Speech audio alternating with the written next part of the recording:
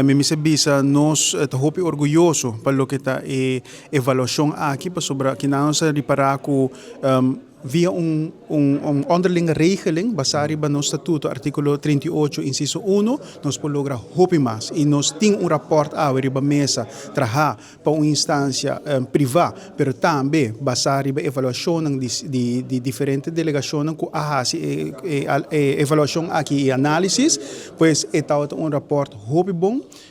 produtivo, dus botawa ko reforma ng atuma lugar, pero de reforma ng grande, misa vai tomar mais tempo. Pois de 2023 para agora que 2026, agora que na Unity tem uma avaliação, nós me sabemos que agora como país, nós saco o governo quer aplaçar isso aqui para 2 anos mais, mas nós me sabemos parlamento para nós papel aqui debater e tomar uma decisão fijo se nós seguir 2 anos mais com o landspaket aqui. Pero nós me sentimos orgulhosos de nós mesmos e também de